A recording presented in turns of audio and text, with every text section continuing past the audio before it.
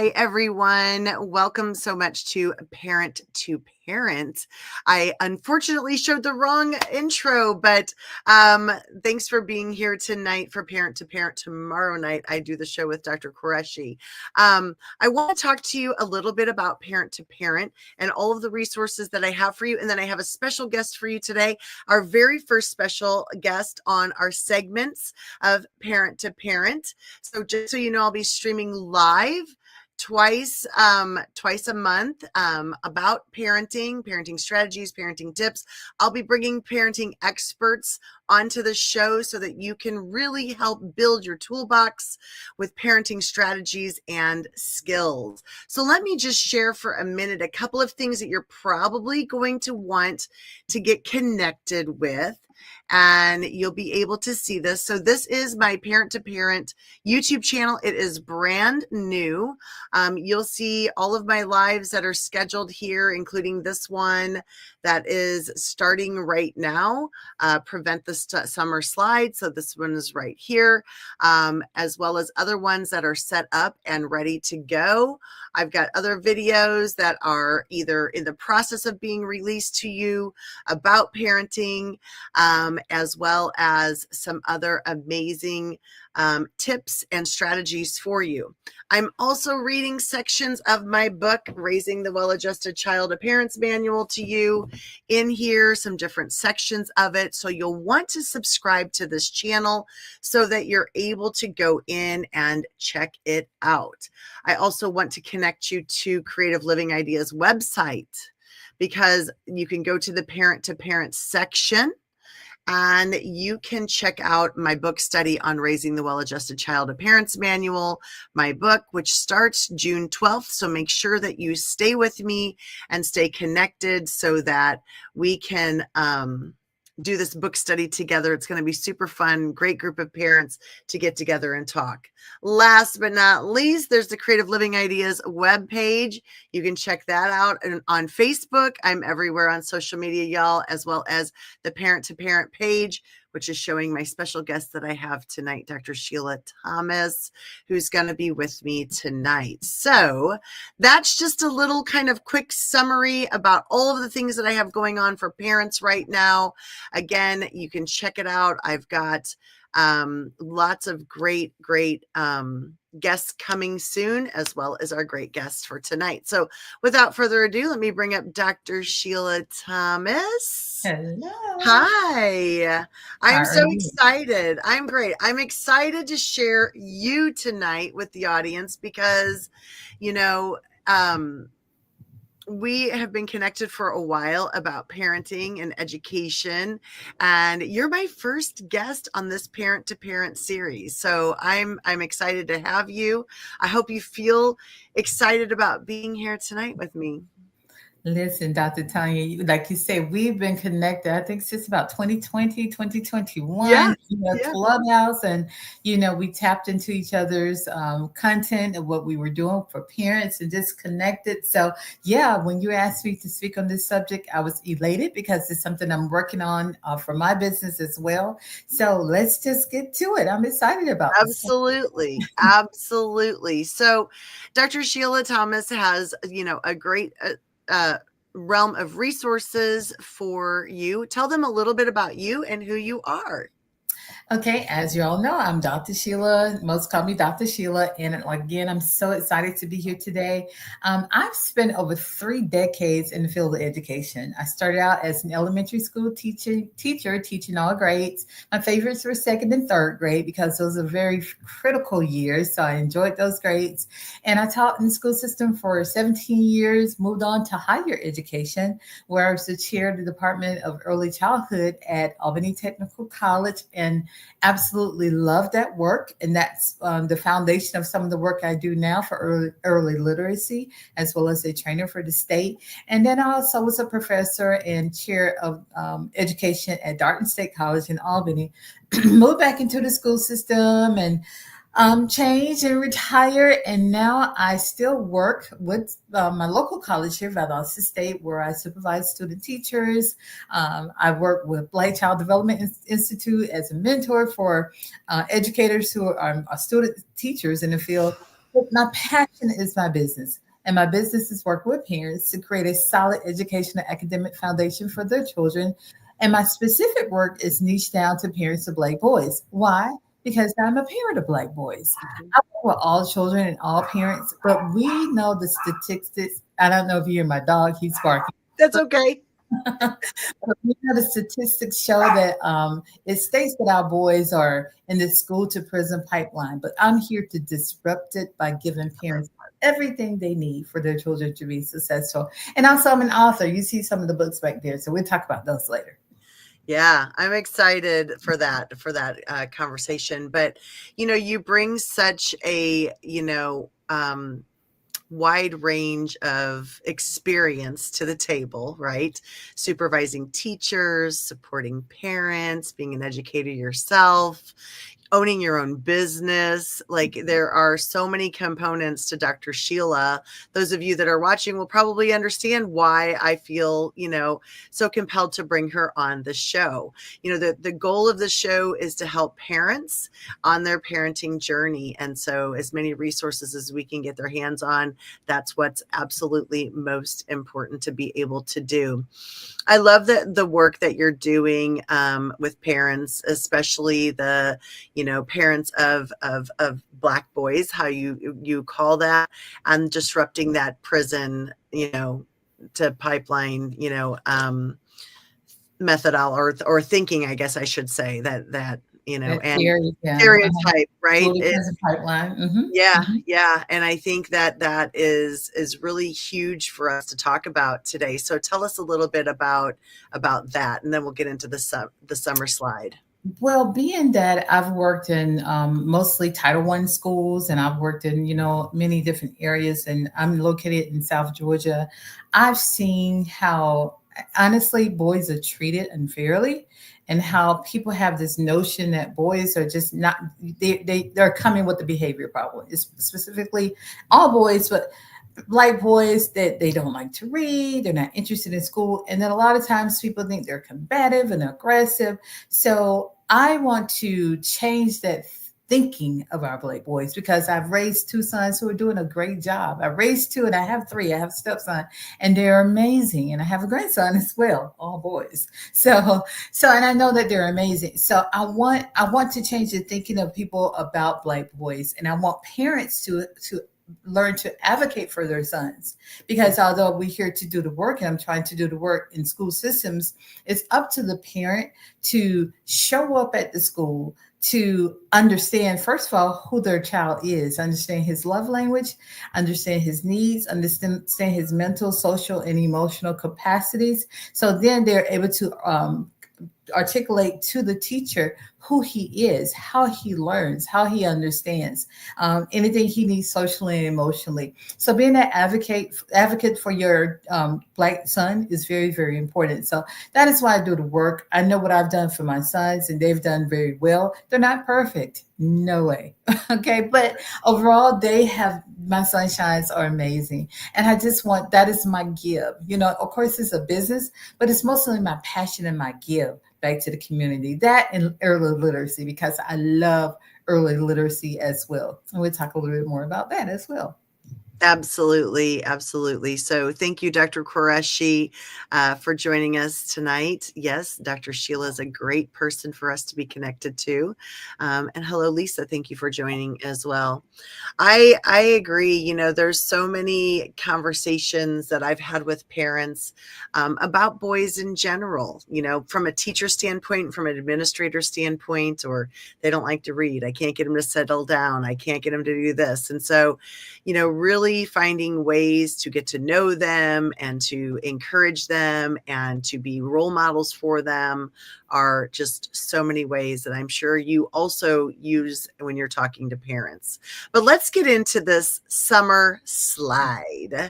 And when I reached out to Dr. Sheila, I said, I want to do something that we're talking about this summer, how to prevent this summer slide. And so how would you go in and kind of explain to a parent, what is a summer slide and why should they be worried about that? Well, Dr. Tanya, I've seen it firsthand. the summer slide, been an educator for over many years. And Yeah, we so don't have to say those years anymore, I do know, we? right? Okay, hey, I'm not ashamed to admit that I'll be I'm not 57. either, but Not ashamed at all. But as an elementary school teacher, I witnessed the academic, regression of our children. I won't say boys again, but all children sure. who come back from the summer, and the knowledge is gone. Some of their knowledge is just regress. They have a lot of regression. So after administering assessments, I noticed that in May they may be at a level 10, but by August, they've dropped down to a 7 or a 5 level. And so that is the slide. You go up, but then you come down. So just think Right. of that. Up, you climb it up the stairs, and then you slide down. And it's a regression. So we use that term regression. And it happens mostly in the area of reading. It also can happen in mathematics as well. But, for me, I focus a lot on reading and literacy. So that's where I noticed most of the decline with our students coming back in the fall. And so this was very disheartening to me. And I would see it often over and over again, and knew something had to happen. I knew, there's a theory out there. So, of course, I did my research to find out more and more about it, what it is. And then not only just to have the knowledge of what it is, how can I change that? How can I change this, the dynamics of our children regressing so much or losing the skills that they were once it's excited to be at the top. We have honors day, and yay, his DRA score is a 15, and then back in May it dropped, and parents didn't understand that. And so in order for parents to understand what it is, we have to teach them to help them understand and give them this information. So that's why I'm so excited about this conversation, because I'm committed to it. Every summer I do something about the summer slide. So I'm committed to this. I love that. I love that. I think that's incredible. And it's really true. And when we think about that, even ourselves, right? As adults, as learners, I mean, when we go through and we're practicing skills, we're really good at them for a long period of time. When we stop practicing skills like reading, we don't do so well with it, right? And so I think that we have to remember that as adults as well. So Yeah. say, for example, we were playing tennis all the time. We stopped playing tennis. We may not be as good. Our body may not have that muscle memory. We might be sore. It may not work the way we thought it did 5 years ago. So, that's kind of the same with our kids when they come in. And I think one of the big things that I want people to understand about the summer slide is that, when kids go back to school, instead of starting off where they ended up at their reading level, we have to regress our teaching. So we have to go back and revise our teaching and do a lot of reviewing. And you lose about a month to 2 months Mhm. of instruction, just getting kids back to where they were. So Right. if we can prevent that summer slide and we can continue them where they were when they ended in May or in April, then we can, keep them going and really continue that trajectory of their learning to increase, right? And just think, this accumulates. It's just compounded. If this happens this year and they lose 3 months this year, and so the teacher's having to catch them up 3 months, and so she has those who may be on point, but she's steadily getting behind. But the curriculum says she's supposed to start here, or they're male teachers, or he is Hmm. supposed to start here. But Hmm. so this is compounded year after year. That child is 3 months behind. So he may catch up, or she may catch up by December, but oftentimes they don't. Right. Oftentimes they don't. So again, next year you get them in May to a certain level. They still may not be at the level they need to be for the next great year, but they're there. But what's going to happen now? They're up to the level they may have been for the year before, or maybe a few steps higher. But what's happening again is they go through the summer slide again. Hmm. And so they're going to fall back down again. So it's continued to be compounded. So we have to break that cycle. And this is Yeah. research based. It's just longitudinal studies have been done to show how this occurs over and over again in schools. And we have to do better with our Hmm. children. Absolutely. Absolutely. And, so while it's summertime, what are some strategies that parents can take to help motivate their kids to prevent the summer slide? And let's right now just focus on reading, right? I think the two biggest areas we talk about are reading and math, but we all know that reading ability, well, we know, maybe not everyone in the audience knows, but if our kids are not reading at academic level, all academic areas begin to struggle. So if they're in seventh grade and they're not reading at a seventh grade level, they're reading at a third grade level, the rest of the core subjects are struggling for them. Exactly. Yes. So what are some things that you recommend to parents for them to do to motivate their kids, or to set some goals for preventing that summer slide? It is not hard at all.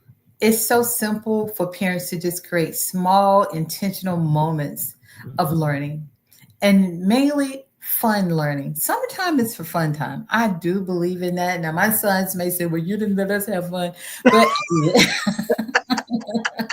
I did. I'm gonna be honest. I'm gonna tell the story, and I hope they're listening. But my sons, from Tuesday to Thursday of every week, and sometimes Monday through Thursday, we set aside 2 hours of learning every day for the summer, and that included them doing reading books, playing games, going on nature walks. Different things to keep their brain, that brain muscle, working. Because Yeah. yeah, if we don't, engage it, of course, it's going to get stiff. So I kept them engaged every day. So parents may not be able to get what I gave because, of course, I'm an educator, so I was out of school. But if Mhm. you're working parents, please just be intentional to set aside a few minutes every day to read with your child every day. Every day. And now there's so many opportunities to gather books, to be a part of programs. The very first place you should take your child is the what? Local library. Oh my gosh. The local library has a free, can I say free again? A free summer program, where they give out prizes for reading, and they have persons who come in to read. I'm invited to be a guest for a reading next week. Oh, And I'm so excited. I'm always excited to go and read to the children. So take them to the local library, find out the times that they're having those summer programs. And if you can't do that, there are other programs in the community. Many churches have community programs. Some, Boys and Girls Club, they need to be engaged in something where they're reading. But again, let's bring it back to the house, because the number one teacher, the person who's most, who has the most impact on that child this summer, is the parent. So set aside at least 20 minutes every day to read something. Yes, reading with kids is so much fun. You have to be engaging. So now it's summertime. Go outside with the kids and take a nature walk. Look at the butterflies and make up a story, a silly story about the butterflies, about the caterpillars, or whatever it may be. Let them make up a story. And if they see a caterpillar, bring it home. Go find some research on it. Let them go to the library and find books on that subject, something that they will enjoy. That's the key to the reading. Let them read books that they enjoy. It can be a comic book. I don't care, as long as they have a book in their hand. Other ways, of course, as you're riding along, let them listen to audio tapes. Let them listen to a story on YouTube. There's so many YouTube story telling channels out there. Let them listen to that. And encourage you, while they're listening, you listen to mama or daddy or grandmama or auntie, and pause it and say, oh, wow, did you hear what happened in the story? What do you think is going to happen next? You can do that, parents. That's easy. That yeah. is very easy. And then take them on the field trips. Go to the many places. In time, you can stop me now, because No, you're good. Go on. because I would carry on. Take them on field trips. Authentic experiences are the best teacher. So when my son was in third grade, my youngest son, he was learning about the state of Georgia and all the topography of Georgia and the rivers and all the things in Georgia. We went on a road trip. We actually went to the swamp area. I remember the alligators. We went to Jekyll Island so he could see the ocean. I wanted to have that vivid memory, so when he took his state test, he could say, oh, yeah, I remember that. And so that's embedded more in his brain than just reading about it. So if you're able to, parents, take them on the field trips, and then take them on field trips around your neighborhood. there's so many places to go, the museums, whatever's happening in the community, take them there. Is if there's a music festival, take them to the music festival. I went to one in my city yesterday, and just listen to the music, and you could talk about the genres of music, and then let them write a report about it, go do some research about that. So there are just so many ways to do it, just connecting with the people. And then also have a tutor. If you don't think you're able to do it, invite a tutor into your home or find out one somewhere in the libraries who can help you with that as well. And this summertime, tutors are available because teachers trying to make a little extra money right now. So Yeah. Exactly. You said so many great things, but I'm going to start with kind of a funny story. As an educator myself, I always tell everyone I'm an educator, not just a principal, because I'm always going to be an educator. That is in my heart and soul. But when I was a teacher and I was at home in the summer, I had lots of books. I always bought extra books for my kids. We had lots of books. We read a lot. I had one child who loved reading and a child who I kind of walked around the house following her and reading a book to her because she really didn't want to sit still, but we were going to read. Long story short, I took her to the library one time, not really thinking I needed to take her because we had so many books at home. And a few weeks later, she said, and this was back when you could rent movies, right, at the store and at the library. And she said, Mom, can you take me back to that place where you can rent those books for free? And I thought, oh my gosh, I'm an educator. And here's my 5-year-old daughter who doesn't even know that that's the library. And so, even being an educator and having that plethora of books, and she loved it. She loved being immersed and being able to see what she wanted to see. And, they always end up with a stack of books, and it's exciting and fun. And then, like you were saying, then you kind of see what they're interested in. What do they like? And even at a young age, young children, a picture walk, they don't even have to know how to read the words, right? So they can go through and look at the pictures, and you guys can talk about what that means. They can start picking out words that they know. So from a very young age, you can do this up until, they're in high school, college. Now, I can tell you that my daughter as a teen loved to still read a book with me. The one that I had to follow around the house all the time with.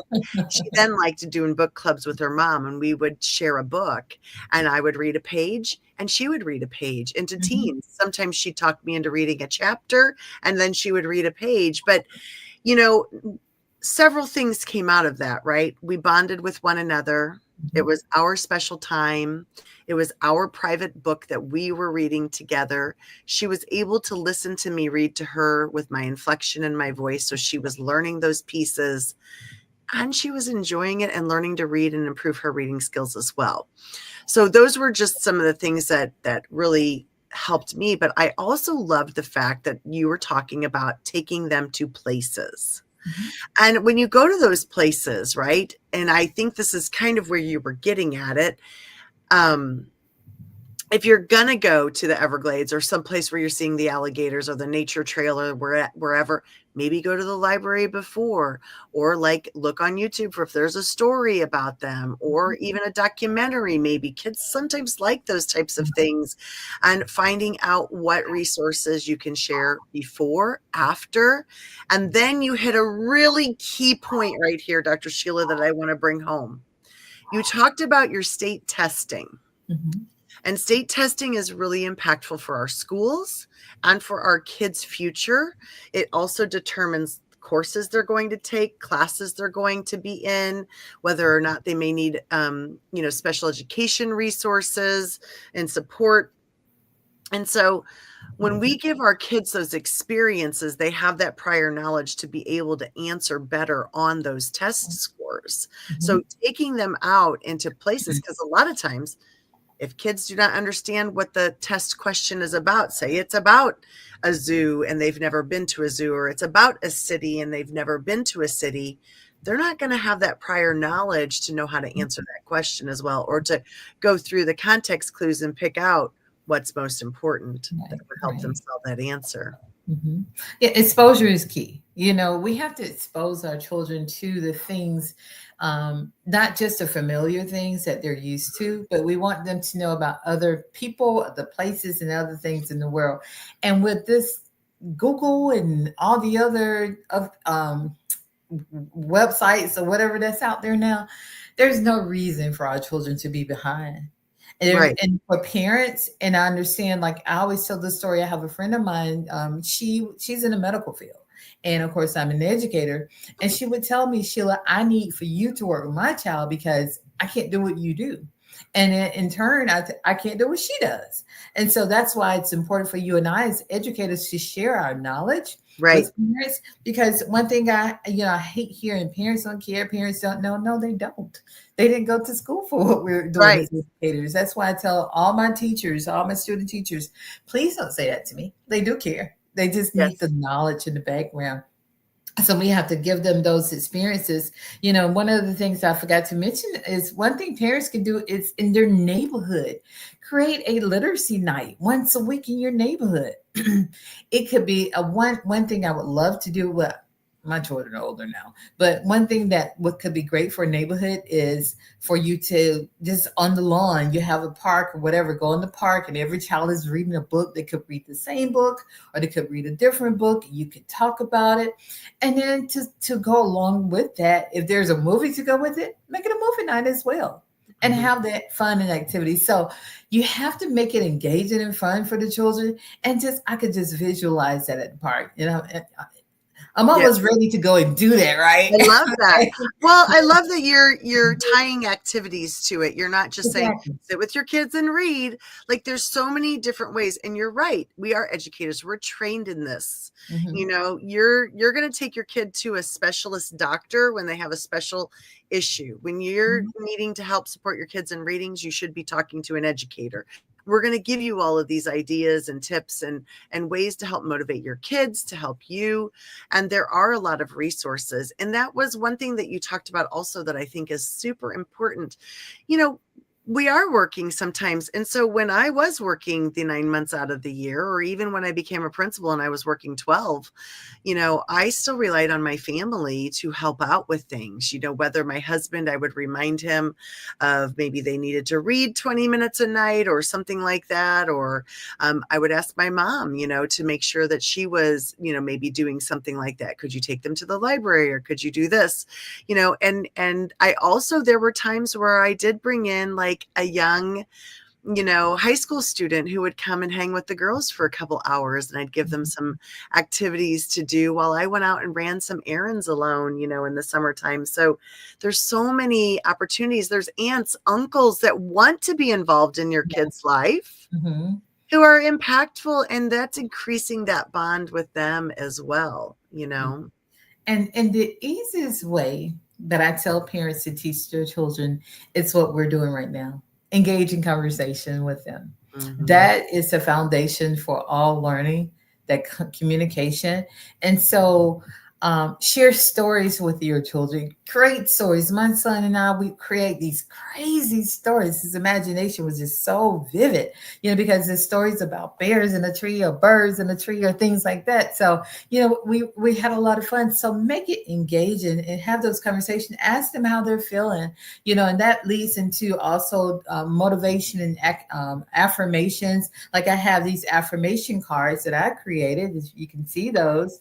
And on one side is the affirmation, but on the other side is the parent tip. And so what the parent tip does, there are questions, there are tasks, there are activities that the parent can do with the child. That's not just saying, okay, your affirmation for today is I can achieve my goals with hard work and determination. But it tells them, explain that achieving goals means sitting and reaching personal objectives. So it tells parents exactly what to do. Encourage him to share his thoughts, hopes, and dreams. Encourage and support your son's interests. So parents need to know what to do. We can give affirmation cards all day, but they need the tips and strategies. So that's why I created this set of 40 cards for children and their parents, I love and that. it could be fun. So if I had these cards or any affirmation cards, what I would do to my child is I'll say, they say, pick a card, any card, and let them pick their card for the day. Oh, wow, you pick. I am a responsible technology user. Really? But what is technology? And so while they're reading it, you're looking at the parent tip. Okay, let me ask these questions. So you make it playful and engaging. For the younger children who are not reading yet, and you're doing little games, letter sound games, throw the letters on the floor, throw the words on the floor, get that fly swatter and swat those words. I bet I could swat the word bat before you. I bet I could swat the word hat before you, and swat the words. Or play board games where they have to read the rules and instructions. And then like Wordle and Scrabble and games like that where they have to create words. Game night is so Hmm. much fun. I mean, I had so much fun with my boys with games, not game night. So, and then also, I know people stray away, and I may be ahead of you about technology, but children love video games, and that could be a learning experience. Don't take that away from it, but make it an enriching experience by going in there and asking your young children, well, tell me about this game. So if you have to do that, what is your strategy in this game? And have them to verbalize exactly what they are doing and demonstrate it. And then that could lead into them maybe writing it out. But write it out for me because I don't understand it. So you need to write it out there. Make a list for me of what I need to do to play this game. I Gotcha. love that. Yeah. I love that. No, I think that is a great way. And our kids, that's something that I think is important for us to say is that we're not talking about that technology is not impactful for kids because it is. There's lots of programs that you can utilize with that, including AI. And I have used AI in demonstrations with teachers and Mhm. parents on how you can do kind of a whole lesson plan with it. So you can go into ChatGPT and you can ask ChatGPT to, you know, to create a lesson on, I'm going to go back to the alligator example, on alligators in Georgia. And, you can go in and do that and ask it to create that whole thing. And it will, and kids can do that. You can go into, AI tools where you can ask it to create an image of an alligator in its natural habitat. And the kids can do that. They're able to do that with your supervision. And you could do all kinds of fun things with them with technology, especially utilizing AI, writing a story with it. AI a lot, to me is the same way it is with us with the internet and emails, and teaching our kids how to responsibly use it, being able to read it back and understand what AI wrote is the huge piece, right?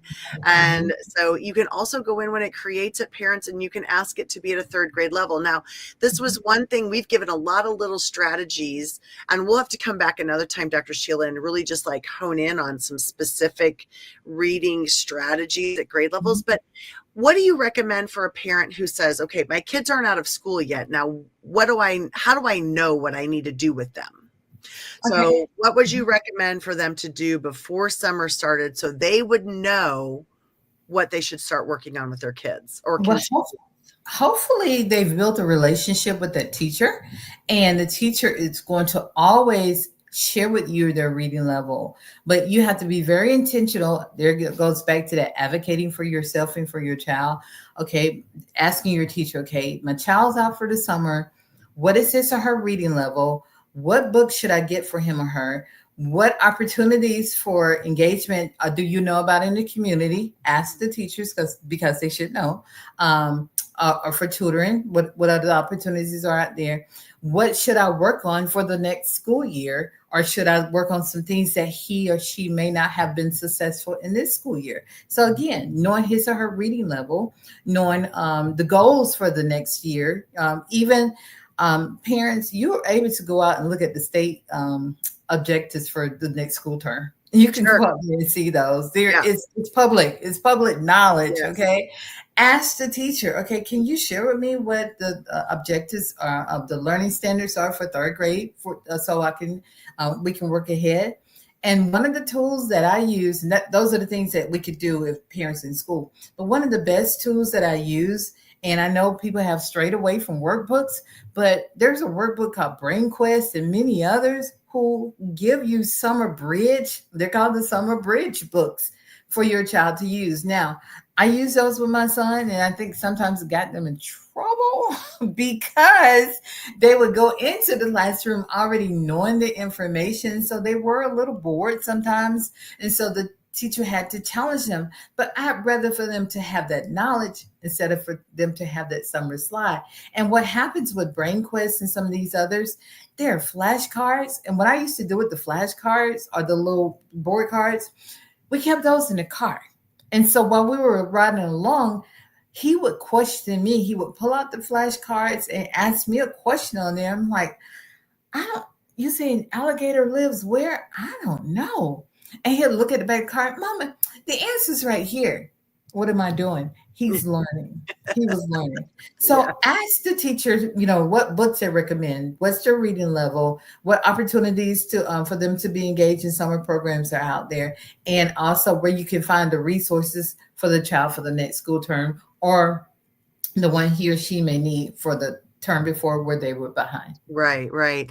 And summer school, like in our area in Missouri, we have summer school, but it's a 6-week program, and there's still a good chunk of summer that kids still need to be immersed in some type of reading or writing. Thank you so much, Jackie, for your comments. I agree. Putting that phone down, enjoying that time with your kids Yeah. is so important. And Mhm. Jay, thank you for your comments as well, about books are amazing and libraries are great resources, and volunteering opportunities. Exactly. But I love that it is important. So, even, and I know a lot of times parents would come to me of kids who were reading at grade level, and they said, well, what should I do? And, it is important for them to continue their skills as well. Just like you were saying, looking forward to next year about that. Now, I always tell my teachers, it's okay. That's called, right, we're front loading that information for kids.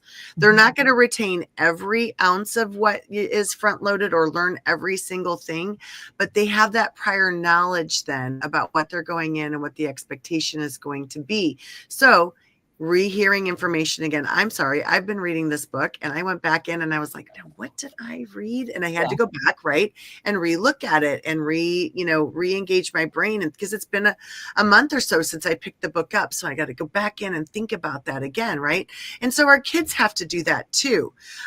So if we have kids that are at grade level and we're wanting to stretch them beyond, we can kind of make it more of a project type thing. Maybe it's an activity they're doing all summer and they're focusing on, and I love that, Jay talks about a volunteering opportunity. I mean, that can be an entire show that we could talk about, but you can put kids who are advanced into something like that, where they're creating something that's volunteering, they're working on the advertising, they're looking at data on it. Like, there's so many components that you can do to stretch your kids. That's fun.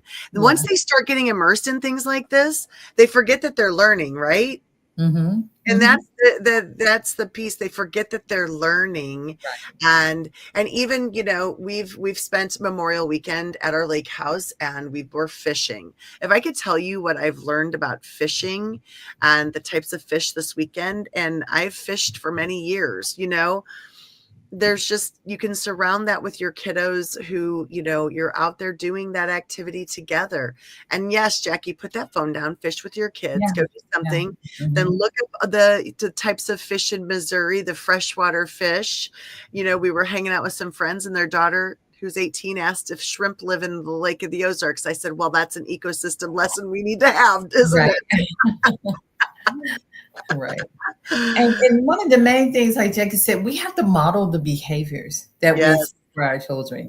I can't sit here and talk about reading if I don't read. Now, I read and I listen to a lot of audiobooks. When I'm traveling, a lot of times I have not my Kindle, but my Audible on and listening to books. A lot of it is about business or podcasts about self-help or whatever. But I'm listening to those because, a lot of times just my time at home, I'm sitting in front of this computer, but it's always learning. So yes, we do need to put the phone down, or we have to model the behaviors to the children.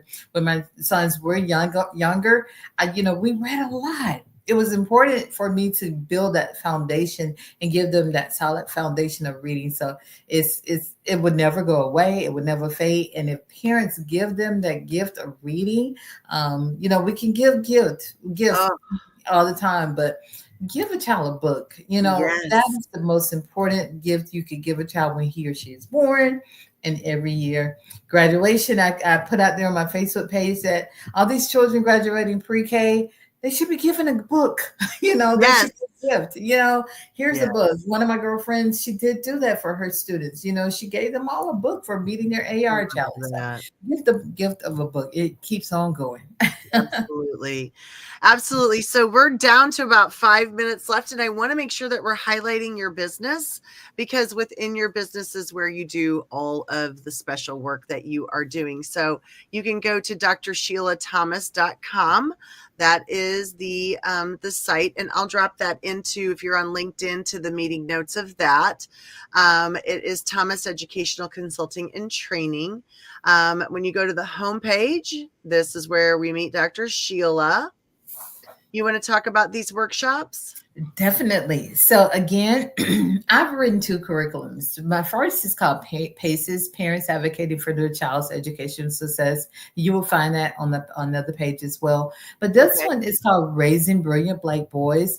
And in this course, there are about, I think, 4 modules for parents. And I'm very strategic and give specific information to parents of Black boys, just some things and it's research based, along with the book that goes along with it. There's a book called Raising Brilliant Black Boys that comes with the book, as well as a journal for the parents that gives strategies to help with their social and emotional well-being.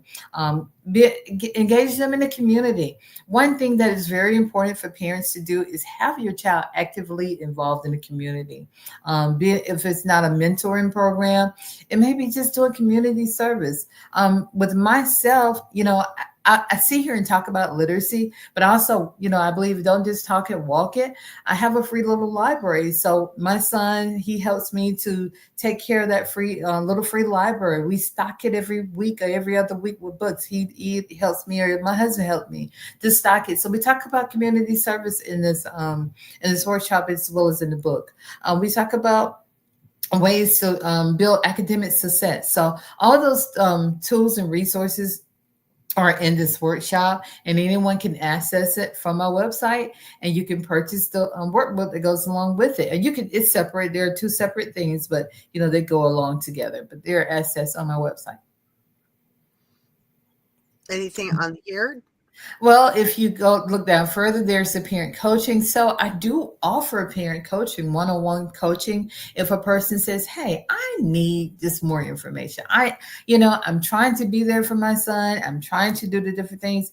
Can you help me?" So one thing I've done is I have a mentoring program that's in the works. It will kick off in the fall. It's the Raising Brilliant Black Boys mentoring program. Oh, I love And that. and it's going to be for the community. Whereas I will have, I'm starting with 5 boys for the community who will come meet with me after school 1 day a week, and we'll meet for a couple of hours, and we'll do a lot of the things, just teaching them about personal skills. Learning how to iron their clothes, even though I hate ironing, but cooking, sewing, financial literacy, social well-being, mental well-being. So those are the different things they'll learn. They will all have a mentor, their own mentor. So I'm the facilitator, but they're going to have a male mentor who will be Nice. theirs. So what I'm doing is partnering with the hopefully the local college and the local high school and some of the fraternities here to have these men to come in and be mentors to the boys. But the other part of that mentoring program is there's a parent component. So I meet with the boys every week, but the parents will also meet with me twice a month. So that last hour before they pick up their sons, they will come in, because I could give it to the boys all day. But if the parents are not doing the same things at home to ensure the child is successful, it doesn't work as well. So I want parents to know exactly what I'm teaching their boys and the things they could do to help make it better. So that's what the parent coaching is all about. Like I say, one-on-one for the mentoring program. We have the mentoring program, but I also, if someone wants to just work with me one-on-one. And then again, I'm available for speaking engagements. I love speaking at conferences. So what I'm a Bright from the Start trainer, which is a state approved trainer for daycare providers. So I do a lot of conferences for daycare providers. And I'm also a trainer for, like I say, Bright from the Start. So with their PD, their professional development. And then, of course, author visits. So my book, JR's Biggest Fan, and I have several other books, but this is, of course, my this is my book, baby. It celebrated its birthday yesterday, 2 years, the second edition. And so this book here, JR's Biggest Fan, is about my sons and how as a mom, I always supported their every endeavor. But when they were not successful, I always gave them the affirmation, son, don't give up. I know you can. I will always be your biggest fan. And so this is what they decided to do. They're part of the band. So children really enjoy this book. And the beauty of this book, it includes activity pages with comprehension questions. So I love it's that. great for AR, in the schools. So you have that ready to go for the schools and for the children as well.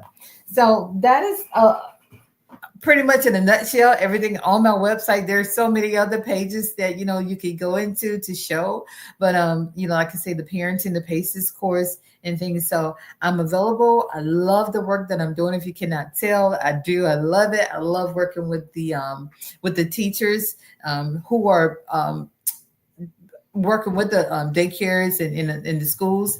And I also love working with the upcoming teachers as well. So yeah, that's my PACES program.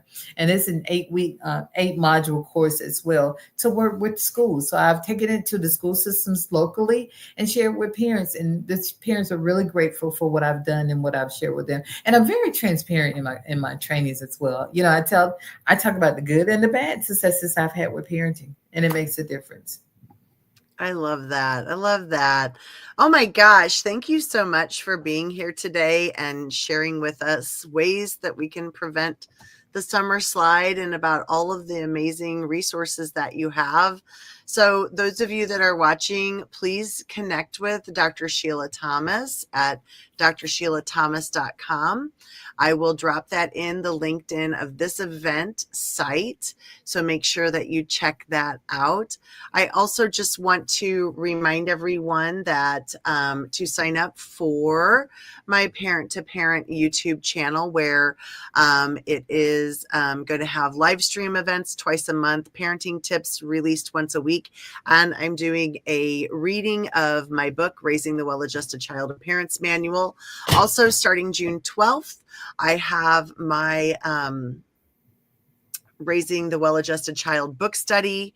It is free right now. And the book is on sale right now on Amazon for 99 cents for the Kindle edition and $5.99 for the paperback. It is as low as I can make that book to get that into the hands of parents. So join us this summer for a really good conversation and a book club.